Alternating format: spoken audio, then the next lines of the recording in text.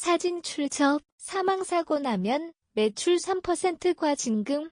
관련 이미지 챗 GPT 생성, 건설 현장에서 사망사고가 발생할 경우 해당 기업의 매출액 최대 3%에 해당하는 과징금을 부과하거나 최대 1년 동안 영업을 정지하는 내용을 골자로 한 건설안전특별법이 국회에 발의되면서 건설업계 전반의 위기감이 고조되고 있다.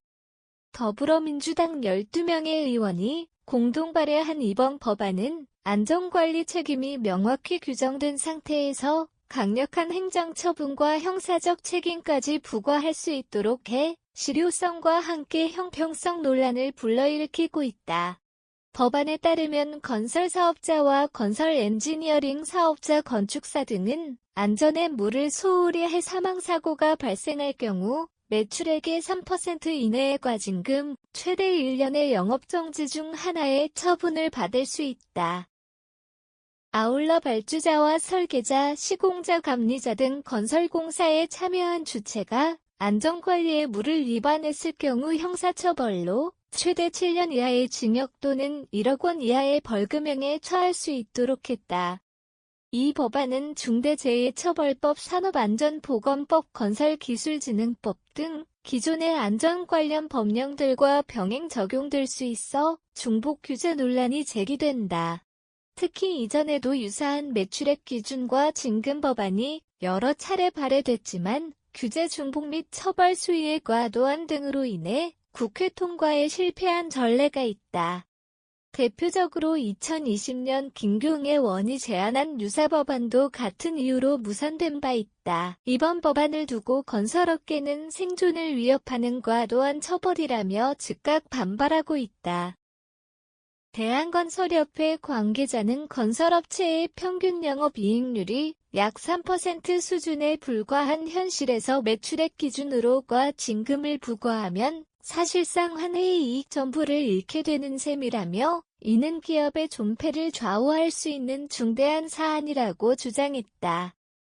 특히 다른 법령들과는 달리 개별 공사의 도급액이 아닌 전체 매출액을 기준으로 삼는 것은 형평성에 어긋난다는 지적도 이어졌다. 업계는 이 같은 법안이 현실화될 경우 신규 사업 기피, 공사 지연, 주택 공급 차질, 중견, 중소건설사의 연수 도산 등 여러 부작용이 동반될 것이라고 우려하고 있다. 이는 결국 정부가 추진 중인 주택 공급 확대 정책에도 치명적 장애가 될 수 있다는 것이다. 한 대형 건설사 관계자는 안전관리는 기업의 당연한 의무지만 현실을 고려하지 않은 처벌 수위는 기업 생존에 직접적인 위협이 된다며 보다 합리적인 과징금 기준과 형평성 있는 법 적용이 필요하다고 말했다. 건설안전특별법이 국회를 통과할 경우 국내 건설 산업은 물론 관련 시장 전반 그리고 정부 정책 전반에까지 적지 않은 충격파가 예상된다.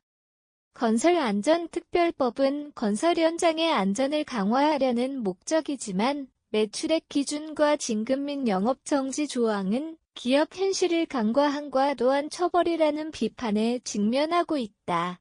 형평성과 실효성을 모두 충족할 수 있는 조정이 필요하다. 향후 법안 심의 과정에서 산업계와 정부 간의 깊은 협의가 요구된다. 건설 현장의 안전은 강화되어야 마땅하다. 그러나 제도 설계는 현실성과 균형 감각을 갖춰야 한다.